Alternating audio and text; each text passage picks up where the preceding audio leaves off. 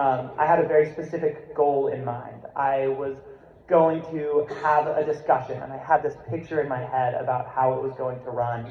And when I first met with my students, my professors, it turns out they had very different expectations of me than I had for them, and working through this was difficult. I was using AI for this plan. I was having conversations about technology, and they weren't receptive to these ideas, in part because they weren't introducing those materials in their own teaching. This was very new. I realized that I do think AI is really useful. I think it should be in our classrooms to some extent. And I think that it's a really useful tool for teachers to plan and improve their lessons.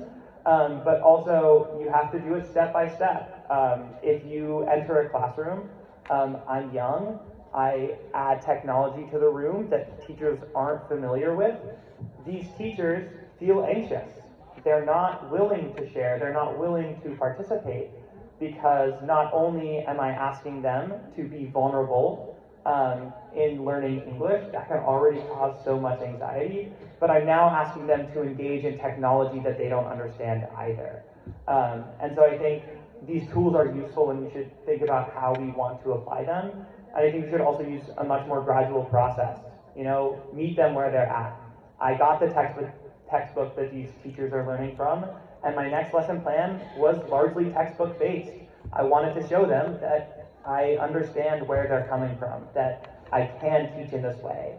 And slowly, each class, I add a little bit more of my own thoughts and opinions and my own ideas, and I explain to them why I'm doing it this way. I don't want them to be 100% in grammar. That's not my end goal. I want them to be able to teach in English. I want them to feel confident speaking. I want them to feel confident asking about vocabulary, right? And so using materials that they're familiar with and slowly switching out those materials for something more creative or something more designed to reach their end goal. I have a follow-up for that. So you said you did it gradually. How did it work? I would say I began. I loved using ChatGPT to lesson plan. I think it's really helpful. I began first by doing almost a complete textbook lesson. I wanted to understand how their textbooks teach them. I wanted to understand the context from which they came so that I can then help integrate my ideas into this. And then I noticed that the chapters of their textbook often have this big overarching question that they have to engage students right off the bat. And so this is what I first did. I used AI to come up with new questions, to come up with an image to spark this discussion. I discussed why I use these materials, how maybe they can use these materials in their own classroom, right? And then from that first branch, working within the context that they understand and incorporating it in familiar ways to them before I start working with unfamiliar territory. That's great. Chindu. Yep. So you talked about using chatbots for fluency, improving fluency. So can you just briefly tell us how can teachers use this tool specifically or other similar tools? That's a difficult question because I still have 2 workshops. Oh, but they already selected their workshops. So They already did. You already have your participants.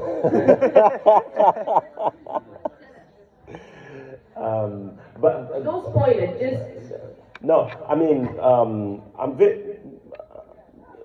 I was talking earlier to the participants in the workshop about this very important question, which is, do you think that I am an enthusiast, that is, an AI enthusiast? And they all said yes, because that's the way I've been talking perhaps online about AI and the workshops would, of course, show in my personality perhaps that I am pushing for this. And you were talking about the pace of change. That's a very important side of this AI equation. And the pace of change in the teachers and the pace of change in the technology itself. The problem is that the pace of change from the part of the technology is too fast. So I can talk today about certain AI tools that are helpful for the teachers, but in a week you will have new ones. And you will have new ones that are difficult, of course, to master and to use into your classroom. So we have to ask the question whether these tools are in fact putting more stress on the teacher or helping the teacher. So what I am for, rather than just being an enthusiast for the different technologies that are released and that we have every week, I am more for developing AI fluency, which means that we have to equip ourselves with the right skills to be ahead of the curve. What does it mean, ahead of the curve? It means that in the future, there are going to be more mind-blowing, between inverted commas, apps and AI tools. We have to be ready to know what are the cons and the pros of using them with our learners and with our classrooms. That means that instead of focusing on the AI tool itself, focus rather on the skill that you are developing or whatever critical thinking that you have. And so if you do that with your students, you are going to impact them in very positive way. We know that some of them are using ChatGPT to write their essays. So it's not up to me, for example, to tell them to do it or not do it. They will do it anyway. The other day I gave an assignment to my learners, and then the assignment was to write an essay, and then I was reading through the essays, and then ChatGPT, when it gives you an answer, and then at the beginning it says, here, and then at the end, do you want anything else? It was there. It was there. So she didn't even bother to omit that. So we know that they are using them. They are going to use them anyway. They are not going to take permission from us to do that. Our job, I think, is to give them and equip them with the best ways and the critical thinking to use them in the right way. This is why I say I am not an AI enthusiast, I am an AI optimist, which means that we have to be ahead of the curve and know already that what's coming is better or worse than this. What's coming is better or worse. Why? Because if you take the 2 years since ChatGPT that has launched all of this frenzy, in just 2 years, the pace of change has been, we can't even keep up. So take 2 years and put it in 10 years, and you will end up with things that are probably going to take us all off guard. We don't want that. That's my way of answering the question without answering the question. Exactly. That was a long way to not give any tools. So would they know any tools in your workshops? Say that Would again. they know some Hopefully. example? Hopefully. We don't know. So we want to know. Hopefully. There are 2 workshops coming, so yeah, there we go. Good promotion. So actually, that takes us to the next question, and this is for anybody. I think one concern that we see teachers or anybody who's using AI tools or not using them, is that they get, like Jaluri said, overwhelmed with all the tools that exist there and all the ways they can use them. And if we're specifically talking about teachers, what is one way what can they do? Is there a method? Is there an advice? How can they actually keep up with this fast-paced technology without being overwhelmed? So use it to your benefit. Is there any advice from your experience? I can start. I would say start small, like how you introduce AI to your classes. I started introducing AI in my own lesson planning by having it come up with target sentences focusing on a specific grammatical structure for a specific level. I found this to be really helpful. I have a hard time coming up with 10 sentences that use past continuous, that uses vocabulary for A2 level students very quickly.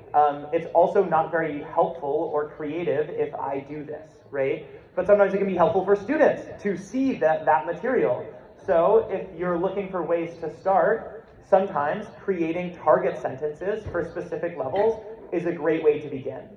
So far, I have found that ChatGPT is great at this, and it can be a good way to tailor your lessons to the level of your students.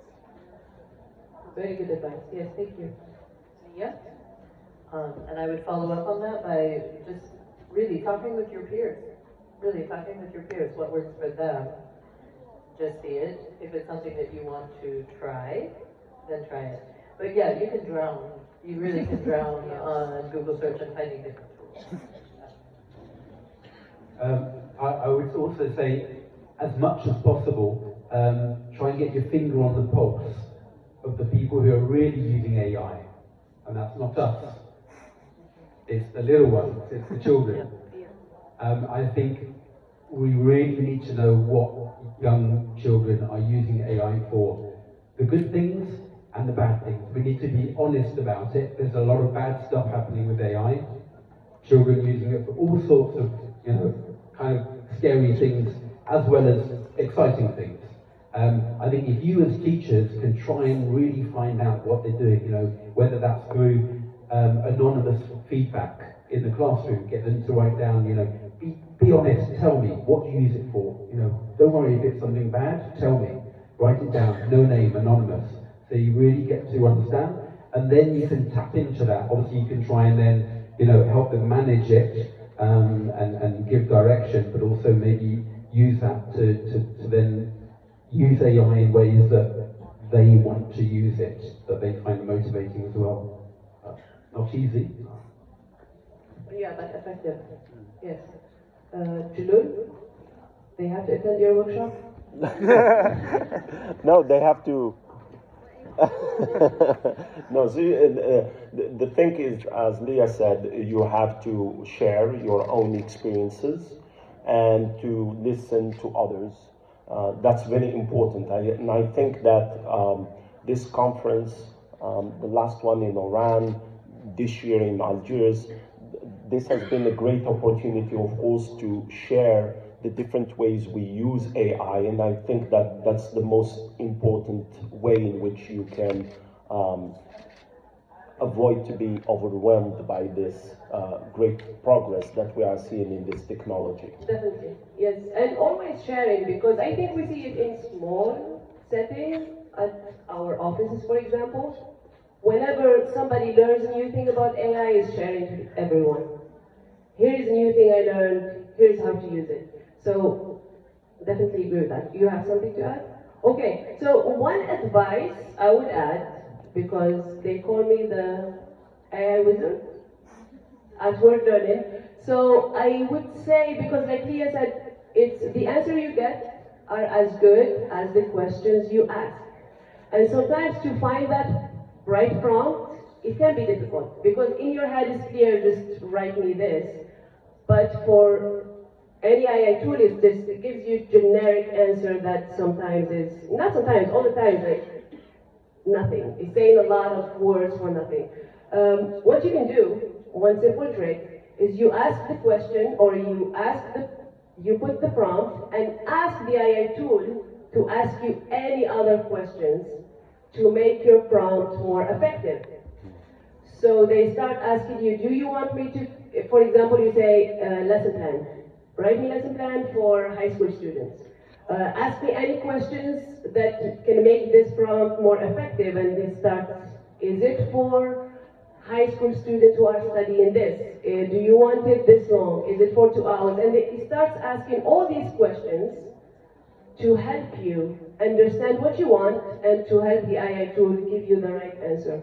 Or sometimes you say, improve this prompt, and it does it for you to get the best answer. So this is just one trick that I found effective, and it gives you more customized answers that are not very standard.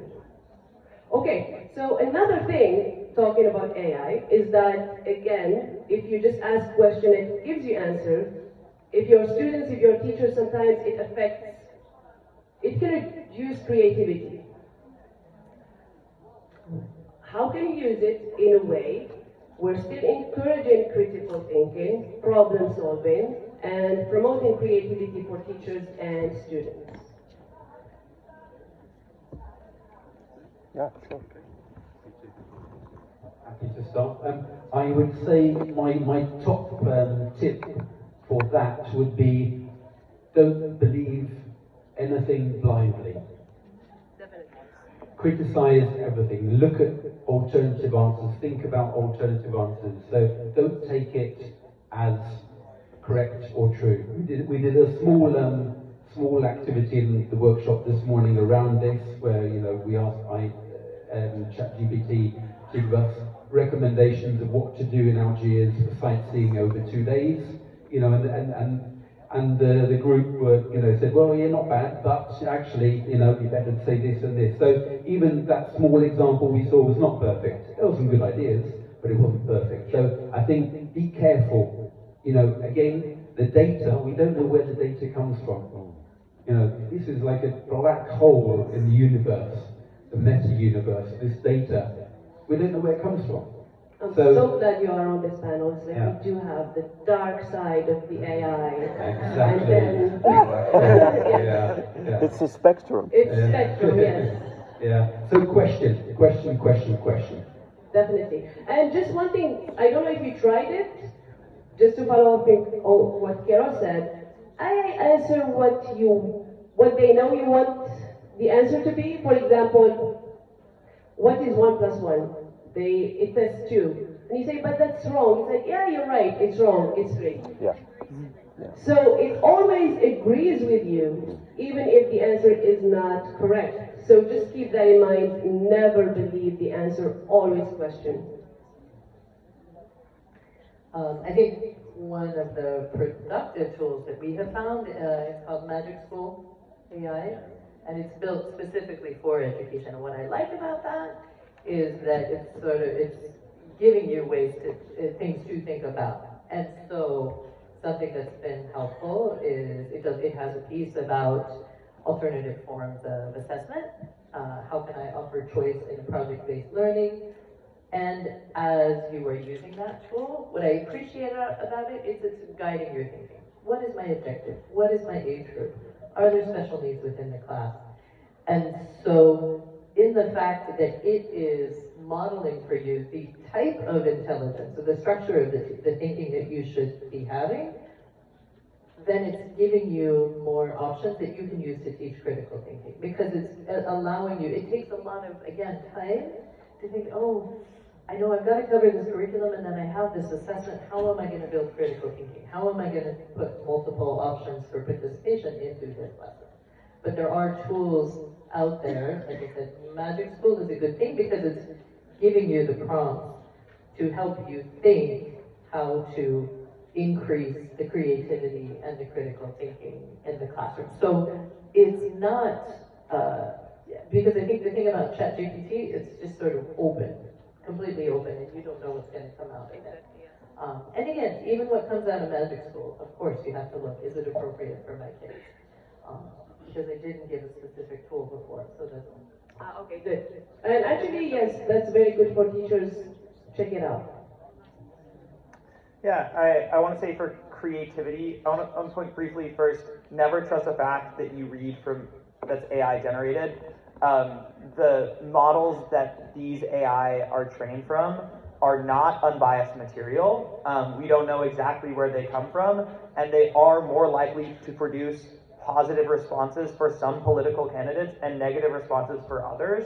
And I just want you to keep this in mind. Even when you're asking about blanket facts and historical information, AI makes up sources and it does not tell the truth. I think for creativity, what's really wonderful is it can provide a lot of different seeds to grow from. So if you're having a hard place to start, it can be a wonderful opportunity to ask it to create a conversation, a discussion, starting from the low level, getting more abstract. And this is a tool that I have used to engage students. And that way, the critical creativity is coming from the students, but it's being prompted from an open-ended question that has been led up to. It does not have an agenda in mind. You don't have to use all the questions that it poses for you, but having it create a discussion can be a really useful tool to get unbiased prompts. Another tool I've seen used is for brainstorming topics. Again, if you ask it to brainstorm a topic, it's not going to come up with new ideas. Everything it comes up with is from previous data, but it can be interesting things to think about. And so encouraging students that they can use AI sometimes as a starting point, but where the new thoughts, where the meat, where all the good things that come from their responses comes from their mind. It's not an idea that came from a machine. And emphasizing that if you are just re-emphasizing what the AI said, that isn't a new thought, that was already in the resources. Thank you very much. I think that the key word there would be, we have to move from using AI to leveraging AI. In other words, we've been using AI as it is, because as people said earlier, there was no user manual. Now that we are getting more experience with AI, we have to leverage it, which means that we have to use it for our own benefit, in our own context, for our own goals, for our own objectives, and in the context of our own culture. That's very important. Now, like it or not, these AI tools are made by companies. Companies want your attention, so they are going to build garden walls in order to keep you into one specific app. ChatGPT should not be your only app that you use for wherever you use it for. I use ChatGPT, I use Claude, I use Gemini, I use different AI tools so that I am not stuck within the ecosystem of that only one app. If that happens to you, I mean, that's a big problem. There you should already be asking yourself, why am I stuck in this, only in this?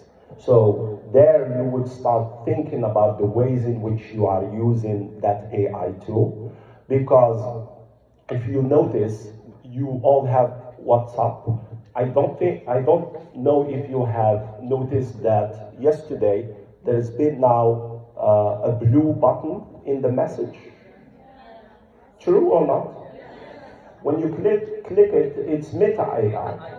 Okay, that's one day after ChatGPT became available on WhatsApp. One day. Which means that if you wanted to enter to Meta AI before, it would say Algeria is not among the countries that can enter into Meta AI. One day after ChatGPT, you can access now ChatGPT through WhatsApp. If you didn't know that, you can just put a number, it's an American number, and you can get into it. And you can chat with ChatGPT directly from your WhatsApp. A day after that, Meta released its AI tool worldwide. So these are companies, again, competing for your attention. Competing for your attention and for your money. ChatGPT is $20 a month. unlimited access is $200 a month. $200 a month. I say it again. Now, Did they start that? Did they start that or? definitely, yes. 2 weeks ago, 200 unlimited access. Like you can talk to the voice mode anytime you want, etc. So you have to remember that. Once you remember that, you would know that you shouldn't be too dependent on one app, too dependent on ChatGPT to write for you, etc., etc. So I think Because that once it's gone, yeah, you can never come back. exactly. And once it's taken away from you, you are like, ah, I'm lost. I can't do anything now. of course.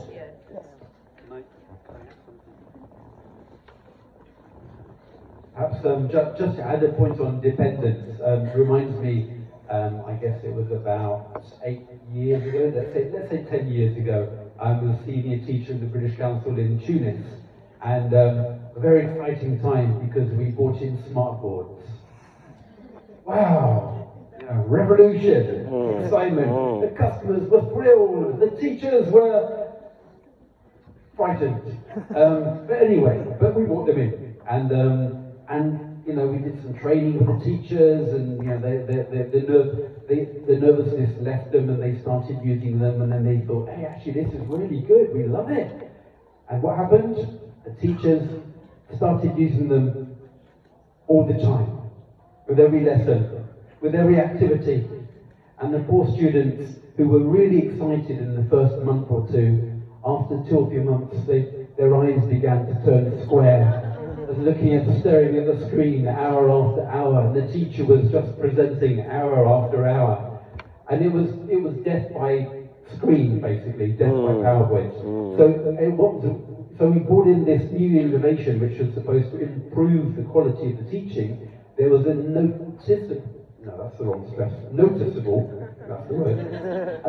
noticeable drop in the quality of the teaching of English in the British Council. Noticeable.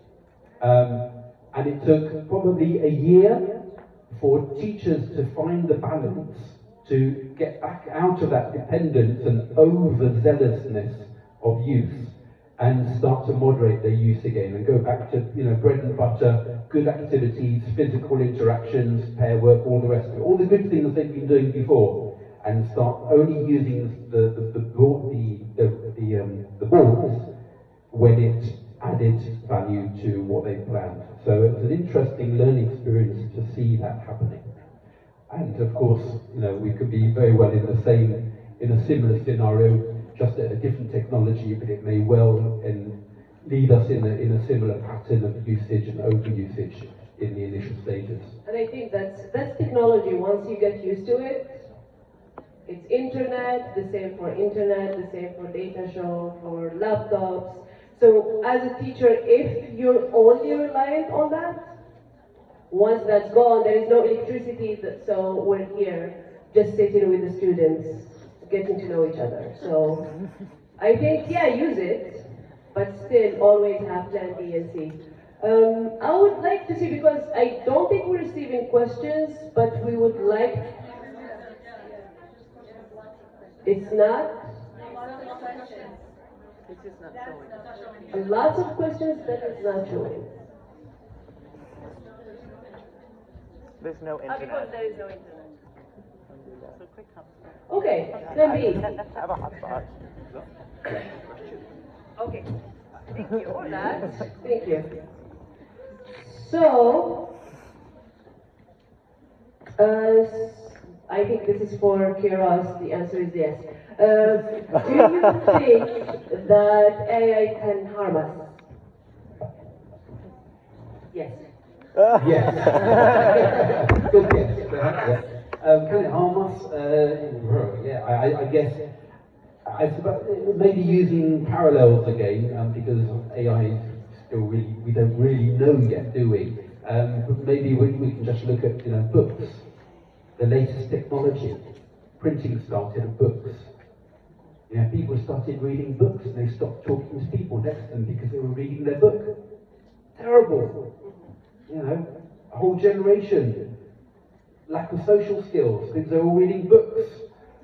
Okay, I'm being flippant, but that's a little bit of a soft experience. We bring that forward a few decades. Of course, the internet is the more obvious and the clearer parallel.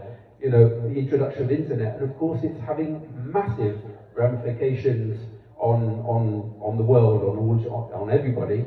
And so I think, you know, we don't know about AI, but we can look at what's happening with the internet, you know, the good and the bad of the internet, and we can probably draw some likely parallels as to what may be happening, what will be happening about.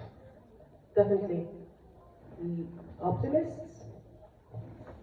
Well, then I would say same thing. You know, like when cars came out, we're going to be making noise and things. But I think a piece of this is that the technology is going so fast that teachers and the guides need to catch up too. It's not going away. It can be a helpful tool used in the right way. And so we need to be building those guardrails and building the guidance, and that's where we're running to catch up, I think. Yeah, I just want to emphasize that point. I think, without a doubt, AI can be harmful. We've already seen it be harmful. I've heard half the people in my classes say that they've seen students write an essay with ChatGPT. That is already harmful to the students' learning. I think a lot of what needs to be said is that, you know, this isn't leaving. How do we use it? How do we educate our teachers to use it properly? And how do our teachers educate their students, right? Because it's in my workshop, I kind of focus on two different forms of AI use, both teacher-facing, how do teachers use it, and then student-facing, how do students use it? And education isn't just one or the other, to make sure that we take advantage of it while also respecting the harms that it will inevitably cause. We need to have proper education. Thank you very much. I think that we have to contextualize that question. AI can AI be harmful? This is too general of a question to be answered. In other words, we have to be more specific about that question and ask, for example, can AI be harmful in education? And so, because the advancements in AI right now, in terms, for example, of medicine, are just great. It can detect cancer, it can do many amazing things that were impossible to do in a few months ago. And so there are many great news, and the future is very bright from that perspective. When it comes to education, I think that we have to give ourselves time to do research. That's what we need to do. Research, in other words, recently there's been a very big research and paper on the title of the paper is AI may be harmful to education. So maybe it can do that. In fact, the research that's been done has shown that there are positive things and negative things. Now, once we get the negatives, we have to look at, as the honorable panel has said, look at ways in which we can leverage AI for the benefit of our educational system, our students, and for us as teachers. I want to follow up on one answer because we had this debate, or I heard this debate between other teachers when ChatGPT just came out. And the first thing people started doing is using it to write essays. The question is, some of the teachers were like, all students need to know how to write essays. Others were like, does everybody need to know how to write essays? Let's say calculator, when it was invented. People were counting in their head. Then the calculator came out and people started using it. People who learn math still learn math, but most people use calculator. This is controversial, but using AI for writing essays, if most students are using it for that, would not having AI have changed the interest of students in writing? So they are using it because they can. Without it, would they have been interested in writing to start with? So I was going to respond to that, but not the very last thing you said. Yeah. Because something I think about all the time is, let's say when I first got here 15 years ago, worked with British Council, used to have people coming to me all the time, Miss, could you please edit my doctoral thesis in tectonic plate geology, let's say. And at first I would try, but trying to get through that 75-page document about technical terms that I don't understand, and in an English that I could not understand, I could not even begin to help. And that was one of the first things I thought about with AI is, and it's a question mark, but I know which way I'm leaning, is if you are completing doctoral studies in tectonic geology, something of really hard science, and you need to be producing a thesis, you need to be writing in English to be published in international journals, would it be okay to use AI? And right now, my opinion is yes. If you are putting in your original research, if you are putting in, it is your work, it is pushing out a technical paper. I'm also on the side when we're writing government reports. If let me over here, for me, I'm telling staff, this is not supposed to be your voice. This is supposed to be a very objective sharing of the facts, and in very flat, no frills English. And so in that case, to me, yes, that is a calculator that's accelerating math. You're doing a doctorate in a physical science. It would be great if you also mastered highly perfect technical English, but that's not the point. So in that way, I think that it is a great tool for writing. You should not be passing off a romantic fiction or something in your own voice. But I think it can be a powerful tool. Yes. I think there's also this difference. Thank you so much, Leah. I think that was fantastic. I'm not denying what you said. No, I'm not even saying but. I'm just saying, like, I didn't give you proper praise. I really appreciate your response. I would say sometimes giving an essay as an assignment is not trying to get my students to love writing, right? A calculator can calculate sine. I don't know how to calculate sine on my own, right? It's this step-by-step tool that the calculator makes quicker, right? And when you're making government documents, absolutely, use AI to help you formulate that. For my teachers, I teach professors. They're incredibly smart. If they all want to publish material in English. They're having their own original thoughts, right? They can write a fantastic paper about this in French. They have been for years. But now the scientific world is asking that research is done in English. So I have no problem if they use AI to help them write that paper, help them give their thoughts to the scientific community, because those thoughts are what I value.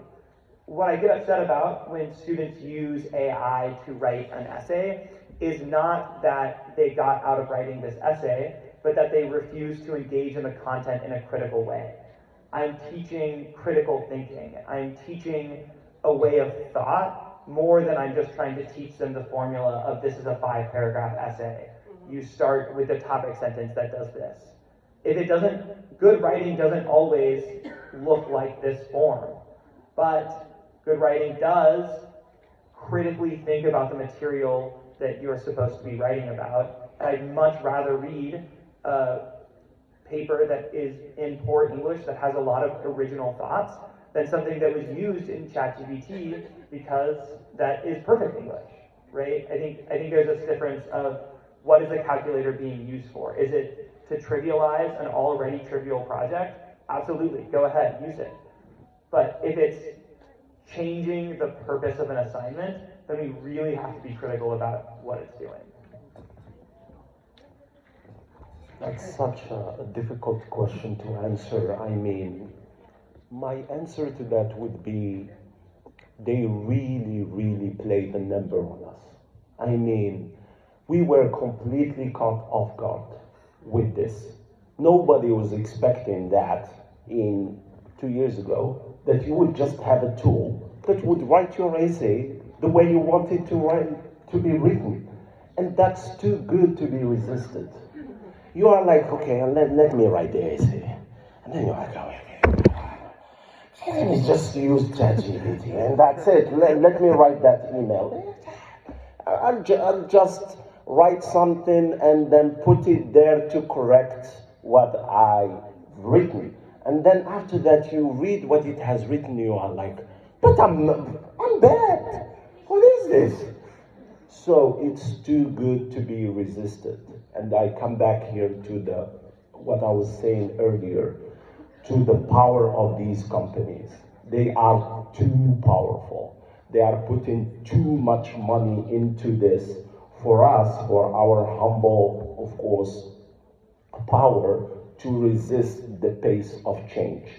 Is it a pessimistic view about the disappearance of this art of writing? Perhaps in the 1800s, when you wanted to write the first letter in the entry in the dictionary, you had to go to someone to draw. You know the first letter in the entry, the big letter that you have. There used to be someone that you had to go to draw for you that letter, in a very artistic way. Eventually, that art disappeared. It just went away. Does that mean that essay writing is going just to disappear? Probably. I say, probably. Is this something that is just going to be given up, teaching, writing, and doing all of these things? Probably. In 50 years, probably they'll say, okay, we give up. Let's just stop teach writing. Remember, writing is an invention. Is it not? It's a human invention anyway. So they will just say, yeah, why would you need to write? You don't need that, right? Bearing in mind that what they are doing now is trying to have something in your brain, a chip in your brain. So looking at that, I think that for me, writing is going to disappear. Because they will still need data for people to generate that writing. Let me so answer we'll that. definitely have people write. Let me answer that question. Yes. So they are using now synthesis data, which means that they are training the AI with the AI generating text. So they don't need us anymore. That's the bad or good news. Take it as you want.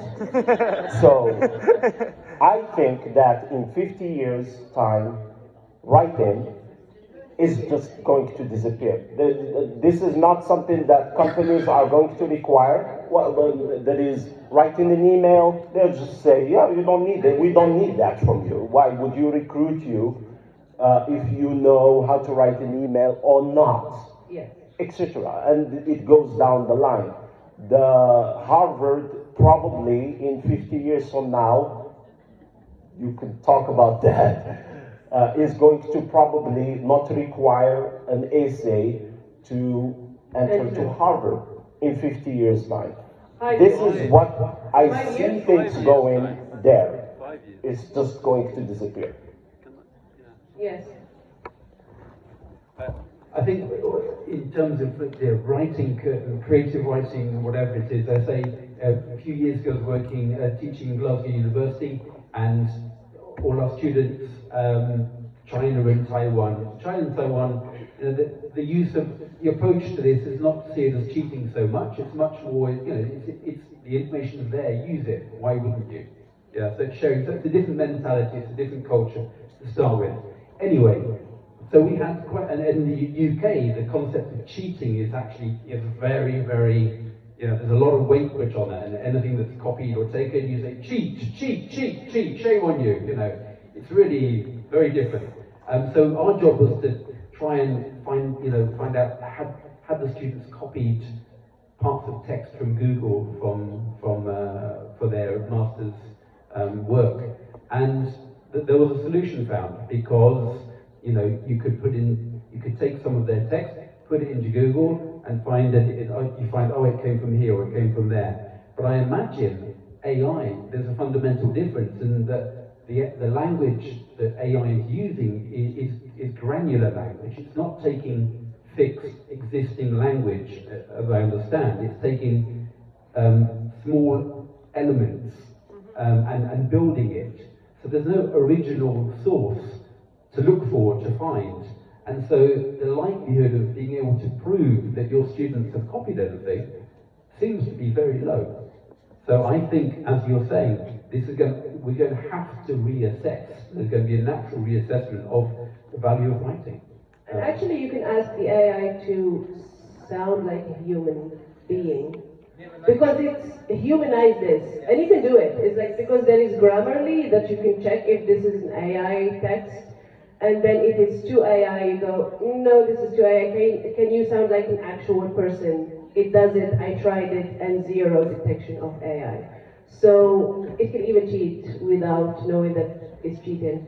Or you can, I think or you all can of just, these, yeah. you can just take the text and make some mistakes there. That's very easy too. I can still detect. We had people doing that because then it's make it as a human and it starts making mistakes like an I with a small letter. If you know how to use AI, you would know. It's like you wrote it with AI and then changed it. So, Leah? Well, and I may let us get on to another topic, but again, if we look at AI as a calculator, the calculator allows you to do more advanced mathematics.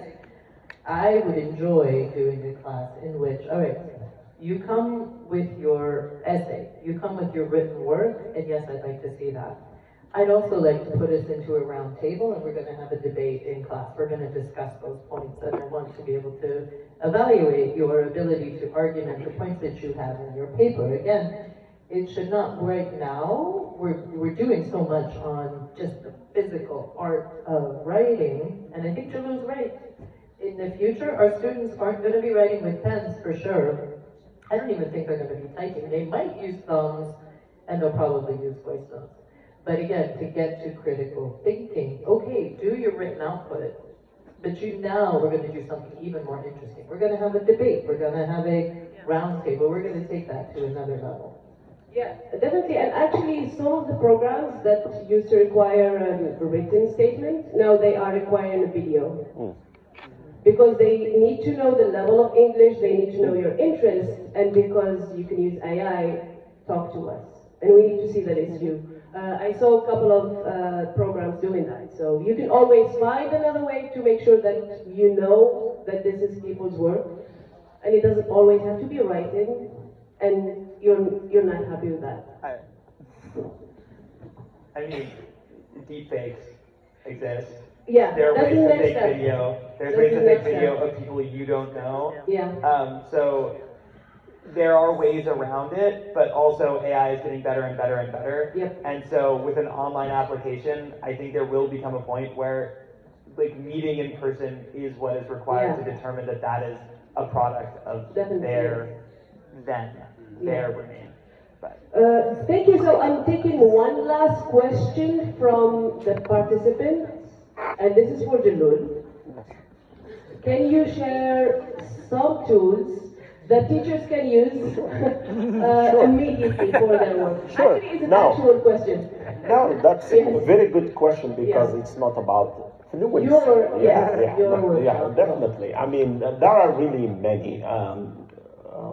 Top of my head, of course, you all know ChatGPT now has many different capabilities. Of course, it has become now multimodal.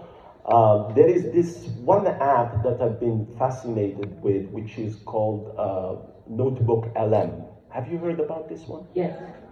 Notebook LM? Notebook LM? You should Just use Google it yeah. right now. It's wonderful for students because you can upload a YouTube video or link rather to it, a link from YouTube. You can, it's called Notebook LM by Google. So it uses Gemini. And Notebook LM is very interesting because, as I said, you can have a link from YouTube, or copy and paste text, or upload from Google Drive any kind of document that you want because it's integrated into Google. And then it's going to summarize that document for you. And it can be even a book. So it's excellent. And then you can interact with that. But interestingly, it can create a podcast. And the podcast is really good. It is good. It is really, really good. That is, you will have two people talking about the topic of your choice, that is your document, for example. And for example, if you had a legal document that you had to read, or you had, I don't know, as Leah said, a doctoral thesis that you had to read, this can, in a way, simplify everything about that document into a 15 minutes podcast between two people, and it's very natural, I mean, the conversation. But they've added something very interesting to it 2 weeks ago, which is that you can chime in.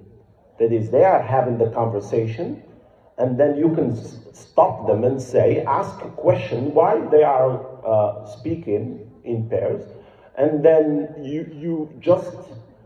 they just stop speaking, and they listen to your question, and then carry on the podcast based on your question.